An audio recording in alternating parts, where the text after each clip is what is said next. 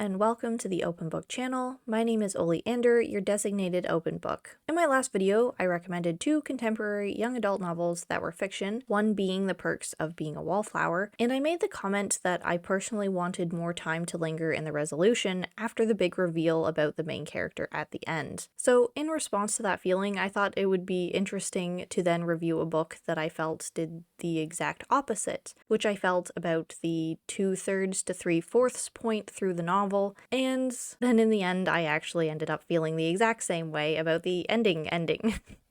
So today I am introducing and recommending the memoir Leaving Breezy Street by Brenda Myers-Powell. The Goodreads synopsis is as follows. Please feel free to skip ahead a little bit until I am giving my additional opinions on the content and execution of the book. What did Brenda Myers-Powell want? When she turned to prostitution at the age of 15, she wanted to support her 2 baby daughters and have a little money for herself. She was pretty and funny as hell, and although she called herself breezy, she was also tough, a survivor in every sense of the word. Over the next 25 years, she would move across the country, finding new pimps, parties, drugs, and endless profound heartache. And she would begin to want something else, something huge, a life of dignity, self-acceptance, and love. Astonishingly, she managed to find the strength to break from an unsparing world and save not only herself, but also future breezies. We have no say into which worlds we are born, but sometimes we can find a way out. So I read Leaving Breezy Street quite some time ago, and it was a long reading process for me. It took me probably about a half a year to read, partly because it was long and I'm a slow reader, partly waiting to get it back on loan from the library, and partly that I just needed a break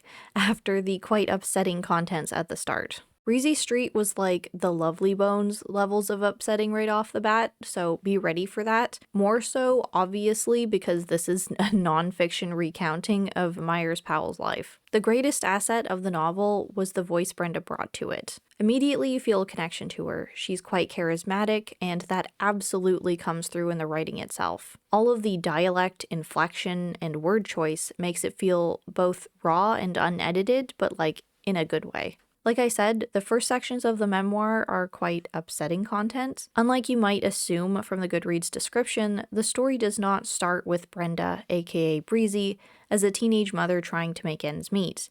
It starts before, with her childhood, her abusive family, the system of destructive love that they both enforce but also have to condone on the premise of not understanding there to be a better sustainable way of living. The story starts with young Brenda entirely stripped of autonomy and abused by the ones that are supposed to love her most and protect her. It's a heartbreaking read to get that from her perspective and hear from her child self how much she loves those people despite how she's being treated. Just because the author is older and knows better, that she can see the cycles of abuse now, she lays out for the reader how these things happen, how they happen to her, and how they involuntarily perpetuated in her too. It let me see the cycles of stunting done to and through people like young Brenda, and assisted me in not being so judgmental, really, because I could see it happening, feel it happening alongside the narration. It completely opened me up for my very sheltered and usually pretty judgmental brain when dealing with situations outside of my field of experiences. There was no playing mind games like,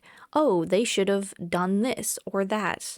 It was all just empathy for young Brenda. And from that, I was opened up to be able to relate to and understand an adult person doing things and acting ways that I would normally find very alien. Without all of that and that setup, I don't think that I would have been able to take in and care about Breezy's story quite the same way.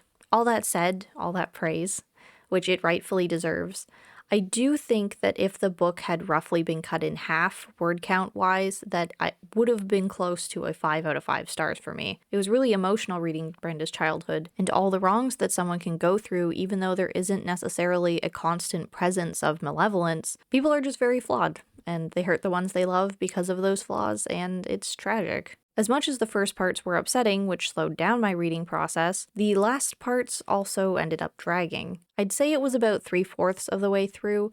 The context and stories being told stopped feeling developmental. Reading about Brenda's childhood and her growth into the sort of persona of Breezy, alongside some of the more severe things that she experienced as Breezy, would have been totally fine. Definitely more than enough. But it kind of just kept going, with more less relevant feeling pimps and players being introduced. At a certain point, just for length's sake, I feel like someone needed to step in and be a little bit pickier on the included stories. So, like I prefaced this video, this is one of the few instances where I actually wanted less from the author at the end, even though I really came to care about the protagonist. That said, and just to contradict myself though, I wanted more of something else. I'd have loved to get a bit less late-stage Breezy and more from reformed older Brenda, the perspective and woman that she grew into and is writing the memoir from. As much as leaving Breezy Street was kind of a literal whole person's life summarized into a memoir, I didn't get to enjoy the outcome of the author. Modern day Brenda, as the book tells me, is using all her crappy experiences and knowledge for good and helping other women going through similar circumstances. And that sounds awesome, but that's not really in the memoir so much as it's an end cap. Some good out of all of that bad. By the end, as much as I wanted to hear about the good Brenda is doing after all of that, I didn't get enough of it, and simultaneously I was exhausted from the trauma of the start and wanted the book to be over. It was an odd mix of emotions by the end, of desensitization and investment. If I was the editor working with Brenda, who is such a strong woman with such a voice and wisdom to share, I think I would have advocated for either trimming up Leaving Breezy Street and adding more hindsight chapters at the end, or splitting it into 2 memoirs. As a reader, I felt so bad that it felt like it was dragging, and I didn't quite care as much anymore about the last 3/4, especially when the earlier parts had such an impact on me. All that to say, overall, I ended up giving it a 3.5 out of 5 stars, rounded happily up to 4 stars, and I'd be more than happy to read another memoir by Brenda or Breezy. If you have any memoir recommendations that you feel as though can open a reader up to other lifestyles and struggles, please let me know. I think it does us all good to read and relate to human experiences apart from our own, and it humanizes us. As always, thank you so much for watching. If you'd like to support me or this channel, there will be a link to my socials in the description below. An extra special thank you to the Open Book supporters. You're the best, and I'll see you in the next video. Bye.